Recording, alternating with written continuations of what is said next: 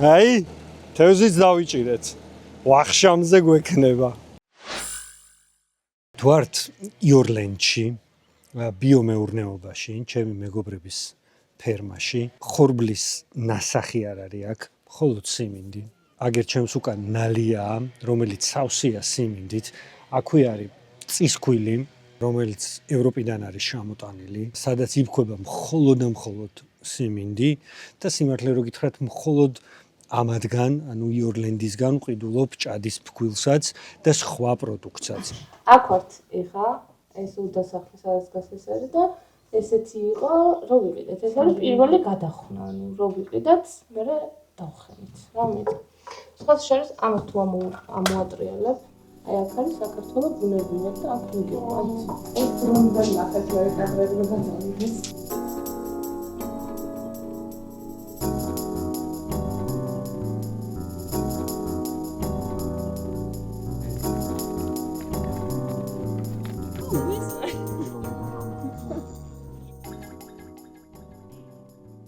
ესე ბუნებრივად გვესაზღვრება ყორღულის აღკვეთილი ნაკრძალი, სადაც არის აი უდიდესი ხეები.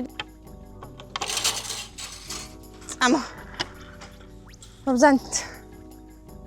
აქ ყავს სუქანი მაჩვები. ესე ახლა სიმინდი წიფობას რო დაიწყებს, ესე აქედან გამოვლენ. ოჯახებსაც გამოიყვანენ, შეჭამენ ჩვენ სიმინდს, მოვლენს ბიოსუფთას და მერე ისევ შევლენ დღეში. ეხა როგორც ხედავთ, აი სურათს რო გაჩვენეთ, ხო იცით თავში რო შემოწეული იყო, აი მაგის თავში ვართ ახლა ჩვენ. აქ გვაქვს ბოსტნის ძალიან დიდი ნაწილი. აი ხახვი. ეს ჯერ ახალი ხახვით მე მიყვარს ესეთი მსხვილი და ზოგადად ახალი ხახვისთვის სხვანაირი ან ჭილი ითესება ცალკე რა. ეს უკან ზრდაშია წასული, მაგრამ მე მაინც მიყვარს ამის ფოთლები, გემრიელო ჭამხომა ვახრაშუნება. ეხა ეს რაც ხელში მიჭრავს არის წითელი ხახვი. შეგიძლია მოგბიჭო წამალი არა აქვს. და იცი რა მითხარი? ხო. წამალი არ აქვს რაც ნიშნავს? ანუ ორგანულ ბიომეურნეობა ხო გვაქვს. ანუ ქიმიური სასუქებით არ არის დამუშავებული, არაფრით საერთოდ, არის მარტო ნაკლიანი ნიადაგი და თუ რომელიმე პრეპარატს მოვიხმართ, ყველა არის ორგანულად ცუთა. მაგრამ ამ საერთოდ არაფერი არ აქვს ახლა. მიწა იყო დამუშავებული, ნაკელით გამდიდრებული შემოდგომაზე, მერე თოვლი წვიმა, მერე გადამუშავდა და ახლა გადასარევ ხახვი გვაქვს. ეს არის სალათა. ოღონდ თქვენ რა იცით ეგეთი სალათა არ არის, ეს ბებიებს და ბაბუებს ახსოვთ რა, ქართული სალათა. აი ბებია ჩემს მაგალითად ესეთი სალათა ქონდა სულ. იმიტომ რომ ძალიან გავაჟღულა მე და ისე სუნი აქვს რა. მეც კაია. ხო, ეგ არის ნამდვილი მწვანილი რა, რომელსაც აქვს სუნი გემო. მოვიდა? მაგარი სუნი ახლა. აუ რა კაია, ხო არ კაია. მოკლედ, კამა, რადგან მოგეწონათ ახალი კარტოფილი და კამა დღეს გვექნება სადილზე.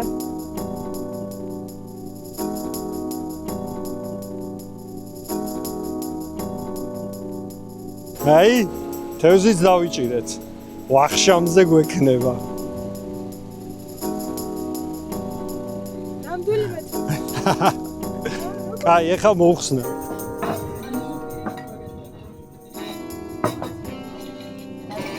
სერიოზული სუფრა გაიშალა. რა დერი ხო ის ჭიქები იქ არის ახლა.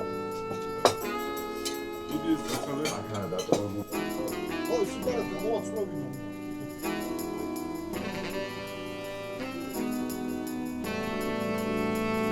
შახმარ! გააჩერე. ყეში ვიპოვეთ ველური ვაზი, რომელიც ძალიან საინტერესო აღმოჩნდა.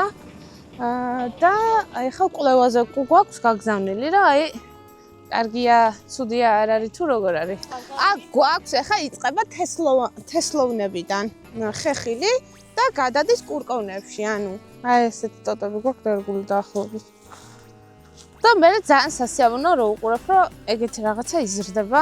ეხლა ეს არის ნახევრად ინტენსიური და ძალიან მაღლები არ არის, ანუ 3-დან 6 მეტრამდეა საშუალო დაიყოლა ნარგავობის სიმაღლე და იწყება ვაშლით, მერე გადადის, მიყვება, აი რა მიყვება, აბა ხო, მერე იწყება მსხალი მერე იწყება გარგარი, მერე არის ტყემალი, დაახლოებით 15 სახეობის მერე ქლიავი მოსდევს, ქლიავის იქით არის შერეული ჯიშები, კომშია და კაკალი ქართული.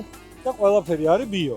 რა თქმა უნდა. პირველი ინტერვიუ არ გამოგვივიდა, იმიტომ რომ ბოლოში აღმოვაჩინეთ, რომ კამერა არ იყო ჯართული. არა და კაი 1-10 წუთი ვისაუბრეთ, მაგრამ ეხა გავიმეოროთ. ხო. მე კი ვიცი სადაც ვართ და ბევრიც ვილაპარაკე. თუმცა შენ გითხარი, სად ვართ, რა საქმიანობთ? ვართ ხა ჩვენს ბიომეურნეობაში იონვენში, რასაც აქ ვაკეთებთ, არის ის, რომ ვცდილობთ აბსოლუტურად ნატურალური და ჯანსაღი ევროპული სტანდარტების დაცვით მოვიყვანოთ ბოსნეული ხილი, ვაზი, ქონდეს ჩვენი ბიო ღვინო და შევქმნათ, ასე ვთქვათ, ყველაზე რეალური სოფლის ტურიზმის გამოცდილება მომავალში. სადაც ადამიანები შეძლებენ უბრალოდ დილით ადგნენ, ჩამოვიდნენ, სიმშვიდეში, სიწყნარეში გაატანონ ძალიან კარგი დრო, დაისვენონ და სახლში თან წაიღონ და თან აქვე დაკრიფონ ნატურალური პროდუქტები. და მე ჭამონ ეს ნატურალური პროდუქტები. იმიტომ ზოგადად ნატურალური პროდუქტი ძალიან დეფიციტური გახდა დღევანდელ მსოფლიოში. ამიტომ აი ესეთი პატარ-პატარა სამოთხეები ძალიან მნიშვნელოვანია. მე მაგალითად პირადად აქედან მიმაქვს მაქსიმალურად ყველაფერი, რისი წაღებაც შემიძლია. ეს არის ჭადის ფქვილი, რომელიც აი ხა ჩვენ თემასთანაც რო დავაკავშიროთ, სრულად უგლუტენოა, იმიტომ რომ ერთი ხორბალი მარცვალიც არ არის აქ, ბურღუნლეულიდან ხოლო ჩვენ არ მოყავს. მხოლოდ სიმინდზე მუშაობთ. ხო, აქვე არის ავსტრიიდან ჩამოტანილი წისქვილი, რომელიც ამ ყველაფერს იდეალურად ფქვავს და მოკლედ ყველას გირჩევთ. აღწერაში დავტოვებ ინფორმაციას იორლენდის შესახებ, სადაც შეგიძლიათ გადახვიდეთ, მოიწონოთ ამ ადამიანების სოციალური მედიის გვერდები და გაეცნოთ სიახლეებს. ასევე აგვისტოში აპირებთ ძალიან საინტერესო აქტივობას. ხო, აგვისტოში ვაპირებთ ეგეთ რაღაცას.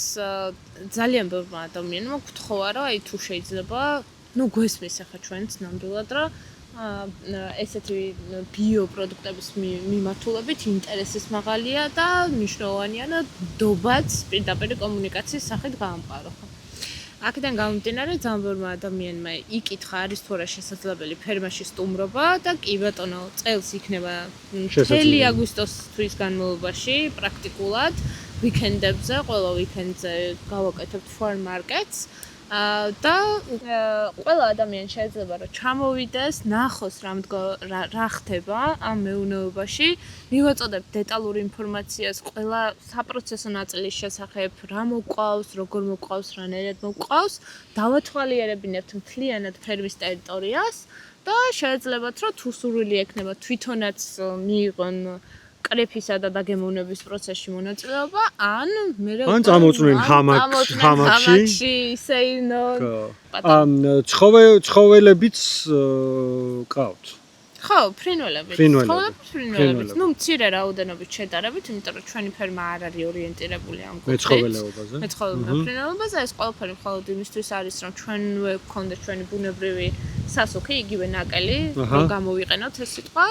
და დანარჩენი ყველაფერი არის იმისთვის ეს პატარ-პატარ ცოტა-ცოტა რაც გვაქვს, ან ცოტა-ცოტა რაც გვყავს, ყველაფერი არის იმისთვის რომ შევკრათ ეს ბიოციკლი. თუნდაც მაგალითად ან ჩვენი ფერმა არ არის ორიენტირებული პირდაპირ პროპორციულად მეფუტკრეობის განვითარებაზე, მაგრამ ფუტკარი გვყავს, იმიტომ რომ ეს ძალიან მნიშვნელოვან როლს ასრულებს თვითონ დამტვერვისა და ამ მთელი ბიოციკლის მიმართულებით, ხო? ამიტომ ბევრი რაღაცა გვაქვს, ზოგი მეტად, ზოგი ნაკლებად, თუმცა ყველას თავისი როლი და მნიშვნელობა აქვს.